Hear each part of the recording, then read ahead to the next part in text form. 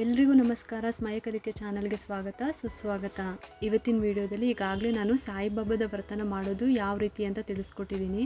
ಹಾಗೆ ಕೊನೆಯ ವಾರದ ದಿನ ಯಾವ ರೀತಿ ಪೂಜೆನ ಮಾಡಬೇಕು, ವ್ರತದ ಮಧ್ಯದಲ್ಲಿ ಕೂಡ ಕೆಲವೊಂದು ನಿಯಮಗಳನ್ನ ಪಾಲಿಸಬೇಕು, ಸಂಪೂರ್ಣವಾಗಿ ತಿಳಿಸ್ಕೊಟ್ಟಿದ್ದೀನಿ. ವಿಡಿಯೋನ ಪೂರ್ತಿಯಾಗಿ ನೋಡಿ.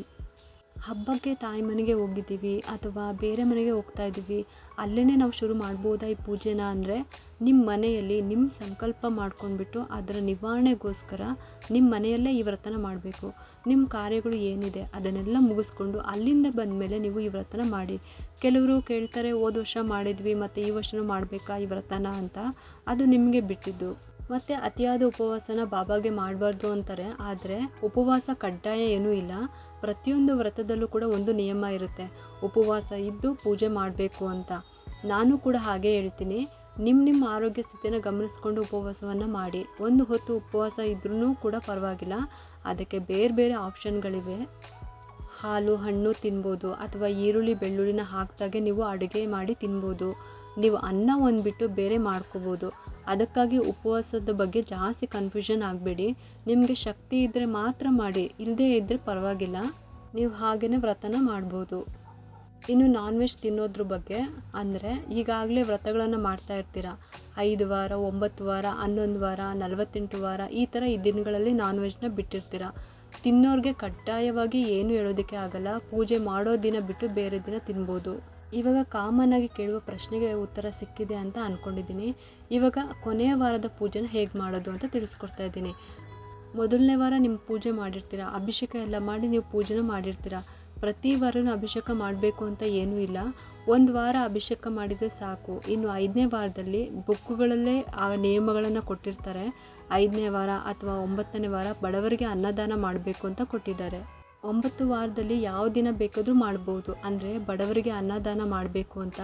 ಏಕೆಂದರೆ ಪ್ರತಿಯೊಂದು ಜೀವಿಗಳಿಗೂ ಕೂಡ ಅನ್ನ ಆಸರೆ ಸಿಗಬೇಕು ಅಂತ ಬಾಬಾರವರ ಉದ್ದೇಶ.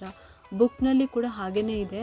9 ವಾರದಲ್ಲಿ ಯಾವುದಾದ್ರೂ ಒಂದು ಗುರುವಾರ ಬಡವರಿಗೆ ಒಂದು 4 ಜನ 5 ಜನಕ್ಕೆ ಅನ್ನದಾನ ಮಾಡ್ಬೋದು. ನಿಮಗೆ ಬೇಕಾದವ್ರನ್ನ ಅಥವಾ ಅಕ್ಕಪಕ್ಕದ ಮನೆಯವ್ರನ್ನ ಒಂದು 5 ಜನನ ಕರೆದ್ಬಿಟ್ಟು ನೀವು ಊಟ ಹಾಕ್ಬೋದು. ಅಥವಾ ಭಿಕ್ಷುಕರೆಲ್ಲ ಇದ್ದೇ ಇರ್ತಾರೆ, ಅವ್ರಿಗೇನಾದರೂ ತಿನ್ನೋದಕ್ಕೆ ತೊಗೊಂಡೋಗಿ ಪ್ಯಾಕ್ ಮಾಡಿಸ್ಕೊಂಡು ಕೊಡ್ಬೋದು, ಅಥವಾ ಆಶ್ರಮಕ್ಕೆ ಹೋಗಿ ಕೊಡ್ಬೋದು. ಇದರಲ್ಲಿ ನೀವು ಯಾವುದನ್ನು ಬೇಕಾದರೂ ಆಯ್ಕೆ ಮಾಡ್ಕೋಬೋದು. ಅಥವಾ ಏನಾದರೂ ಮನೆಯಲ್ಲಿ ಪ್ರಸಾದ ಮಾಡಿ, ಕಡಲೆಕಾಳು ಉಸಳಿ, ಅವಲಕ್ಕಿ ಈ ಥರ ಮನೆಯಲ್ಲೇ ಏನಾದರೂ ಮಾಡಿಕೊಂಡು ಸಾಯಿಬಾಬಾ ದೇವಸ್ಥಾನಕ್ಕೆ ತೊಗೊಂಡೋಗಿ ಅಲ್ಲಿ ದೇವರಿಗೆ ನೈವೇದ್ಯ ಮಾಡಿಸಿ ನೀವು ಅಲ್ಲಿರುವಂಥ ಭಕ್ತಾದಿಗಳಿಗೆ ಕೂಡ ಹಂಚ್ಬೋದು. ಅಥವಾ ಕೆಲವೊಂದು ಸಾಯಿಬಾಬಾ ದೇವಸ್ಥಾನಗಳಲ್ಲಿ ಗುರುವಾರ ಅನ್ನದಾಸೋಹ ನಡೀತಾ ಇರುತ್ತೆ, ಪ್ರಸಾದ ವಿನಿಯೋಗ ಇರುತ್ತೆ. ಅಲ್ಲಿ ನಿಮಗೆ ಕೈಯಲ್ಲಿ ಆದಷ್ಟು ದುಡ್ಡನ್ನು ಕೊಟ್ಟು ನೀವು ಒಂದು ಸೇವೆನ ಮಾಡ್ಬೋದು. ಅಥವಾ ಆಶ್ರಮಗಳಿಗೆ ನಾನು ಹೇಳಿದಾಗೆ ಅಲ್ಲಿ ಕೂಡ ಕೊಡ್ಬೋದು. ನಾನು ಇದನ್ನೆಲ್ಲ ತೋರಿಕೆಗೋಸ್ಕರ ಹೇಳ್ತಾ ಇಲ್ಲ. ತುಂಬ ವರ್ಷದಿಂದ ವ್ರತ ಶುರು ಮಾಡಿದ ಮೇಲೆ ಮೊದಲು ನನಗೂ ಕೂಡ ಇದೆಲ್ಲ ಗೊತ್ತಾಗ್ತಿರ್ಲಿಲ್ಲ. ಆಮೇಲೆ ಒಂದು 3 ವರ್ಷ ಆದಮೇಲೆ ನಂತರ ನನಗೂ ಗೊತ್ತಾಯಿತು. ನಾನು ಕೂಡ ಇದೆಲ್ಲ ಸರಿಯಾಗಿ ಅರ್ಥ ಮಾಡಿಕೊಂಡು ವೃದ್ಧಾಶ್ರಮಕ್ಕೆ ನನ್ನ ಕೈಯಲ್ಲಿ ಆದಷ್ಟು ಕೊಟ್ಬಿಟ್ಟು ಬರ್ತಾಯಿದ್ದೀನಿ. ಪ್ರತಿ ವರ್ಷವೂ ಕೂಡ ಒಂದು 500 ಹೆಚ್ಚಿಸ್ತಾ ಹೋಗುತ್ತಾ ಒಂದು 5 ವರ್ಷದಿಂದ ಮಾಡ್ಕೊಳ್ತಾ ಬಂದಿದ್ದೀನಿ. ನನಗೂ ಕೂಡ ನನಗೆ ಕೈಯಲ್ಲಿ ಆದಷ್ಟು ಅಷ್ಟೇ ನಾನು ಮಾಡ್ತಾ ಇರೋದು. ಯಾವುದೇ ರೀತಿ ಜಂಬದಿಂದನೇ ಆಗಲಿ ಹೇಳ್ತಾ ಇಲ್ಲ. ನಿಮಗೆ ಯಾರು ಬೇಕಾದರೂ ಮಾಡ್ಬೋದು, ಅಥವಾ ಮಾಡಲೇಬೇಕು ಅಂತಲೂ ಏನೂ ಇಲ್ಲ. ದೇವಸ್ಥಾನಕ್ಕೆ ಪ್ರಸಾದ ಮಾಡಿ ಅಲ್ಲಿಗೆ ತೊಗೊಂಡೋಗಿ ಕೊಡ್ಬೋದು. ನಿಮಗೆ ಏನು ಮಾಡೋದಕ್ಕೆ ಆಗಲ್ಲ ಅಂದರೂ ಅರ್ಧ kg ಕಡಲೆಕಾಳು, 2 ಅಚ್ಚು ಬೆಲ್ಲ ತೊಗೊಂಡೋಗಿ ಸಾಯಿಬಾಬಾ ದೇವಸ್ಥಾನಕ್ಕೆ ಕೊಟ್ಟರೂ ಪರವಾಗಿಲ್ಲ. ಅದನ್ನು ಅವರು ಪ್ರಸಾದ ಮಾಡಿ ಮತ್ತೆ ಇನ್ನು ಯಾರ್ಯಾರು ಈ ರೀತಿ ಕೊಟ್ಟಿರ್ತಾರೆ ಅದನ್ನು ಪ್ರಸಾದ ಮಾಡಿ ಬರೋವಂಥವ್ರಿಗೆ ಹಂಚ್ತಾರೆ. ಯಾವುದೇ ಒಂದು ರೀತಿ ಒಂದು ಅಳಿಲು ಸೇವೆ ಅಂತಲೇ ಅನ್ಬೋದು. ಫ್ರೆಂಡ್ಸ್ನ ಯಾವ್ಯಾವುದಕ್ಕೆ ಬಳಸ್ಕೊತೀವಿ ಅಲ್ಲ, ಈ ಥರ ಕೆಲಸಗಳಿಗೆ ಫ್ರೆಂಡ್ಸ್ನ ಬಳಸ್ಕೋಬೇಕು. ನಮ್ಮಿಂದ ಈ ರೀತಿ ಒಳ್ಳೊಳ್ಳೆ ಕೆಲಸ ಮಾಡೋ ಥರ ಪ್ರೇರಣೆ ಕೊಡಬೇಕು. ಈಗ ಯಾರಾದರೂ ಒಂದು ಸೀರೆ ತೊಗೊಂಡ್ರೆ ಫ್ರೆಂಡ್ ತೊಗೊಂಡಿದ್ದಾರೆ ನಾನು ತೊಗೋಬೇಕು, ಒಂದು ಒಡವೆ ತೊಗೊಂಡ್ರೆ ನನ್ನ ಫ್ರೆಂಡ್ ಹತ್ತಿರ ಇದೆ ನಾನು ತೊಗೋಬೇಕು. ಈ ಥರ ವಿಚಾರದಲ್ಲೆಲ್ಲ ಕಾಂಪಿಟೇಷನ್ ಇರುತ್ತೆ ಅಲ್ವಾ, ಅದು ಒಳ್ಳೆಯದೇ. ಜೀವನದಲ್ಲಿ ಬೆಳಿಬೇಕು ಅಂದರೆ ಇಂಥದ್ದೆಲ್ಲ ಇರಬೇಕು. ಹಾಗೆಯೇ ಒಂದು ಧರ್ಮ ಕಾರ್ಯಗಳನ್ನು ಮಾಡಬೇಕು ಅಂದ್ರೂ ಅಷ್ಟೇ, ಆಗಾಗ್ಗೆ ಮಾತಾಡ್ಕೊಳ್ಳಿ, ನಿಮ್ಮಲ್ಲೇ ಮಾತಾಡ್ಕೊಳ್ಳಿ. ಫ್ರೆಂಡ್ಸೇ ಮಾಡಬೇಕು ಅಂತ ಏನೂ ಇಲ್ಲ. ಅಕ್ಕ ತಂಗಿಯರು, ನಿಮ್ಮ ಫ್ಯಾಮಿಲಿಯಲ್ಲಿ ಇರೋವಂಥವ್ರು, ನಿಮಗೆ ಒಳ್ಳೆ ಅಟ್ಯಾಚ್ಮೆಂಟ್ ಇರೋರು, ನೀವೇ ಈ ಥರ ಮಾತಾಡಿಕೊಂಡು ಇದರಿಂದ ಬೇರೆಯವ್ರಿಗೆ ಸಹಾಯ ಮಾಡೋ ಥರ ಬಂದರೆ ತುಂಬಾ ಪುಣ್ಯದ ಫಲ ಸಿಗುತ್ತೆ. ನಾವು ಮಾಡುವಂಥ ಸಂಪೂರ್ಣ ವ್ರತದ ಫಲ ನಮಗೆ ಸಿಗುತ್ತೆ. ಈಗ ನಾವು ಏನೇ ಒಂದು ದೇವರ ಹರಕೆ ಮಾಡ್ಕೊತೀವಿ ಅಂದ್ಕೊಳ್ಳಿ, ಸತ್ಯನಾರಾಯಣ ಸ್ವಾಮಿ ಹೋಮ ಹವನ ಆಗಿರಲಿ, ನಮ್ಮ ಬಂಧು ಬಳಗದವನ್ನೆಲ್ಲ ಕರಿತೀವಿ. ಕೆಲವರು ಒಳ್ಳೆ ಮನಸ್ಸಿಂದ ಊಟ ಮಾಡಿ ಅರಸಿ ಹೋಗ್ತಾರೆ. ಇನ್ನೂ ಕೆಲವರು ಅದಿರಬೇಕಾಗಿತ್ತು, ಇದಿರಬೇಕಾಗಿತ್ತು, ಸ್ವಲ್ಪ ಆಗಿರಬೇಕಾಗಿತ್ತು, ಇನ್ನೊಂದಷ್ಟು ಐಟಮ್ ಮಾಡಿಸ್ಬೇಕಿತ್ತು, ಏನಾದರೂ ಒಂದು ಕೊಂಕು ಮಾತಾಡಿ ಹೋಗ್ತಾರೆ. ಆದರೆ ನಮಗೆ ಪರಿಚಯನೇ ಇಲ್ಲದೆ ಇರೋವಂಥವ್ರು, ಯಾರಿಗೆ ತುಂಬ ಅವಶ್ಯಕತೆ ಇರೋರಿಗೆ ನಾವು ಕೊಟ್ಟಾಗ ಅವ್ರ ಮನಸ್ಸು ತುಂಬ ನಮ್ಮನ್ನು ಹಾರೈಸ್ತಾರೆ. ಹಾಗಾಗಿ ಹೇಳ್ತಾ ಇದ್ದೀನಿ, ನಿಮಗೆ ಇಷ್ಟ ಇದ್ದರೆ ಈ ರೀತಿ ಮಾಡ್ಕೋಬೋದು.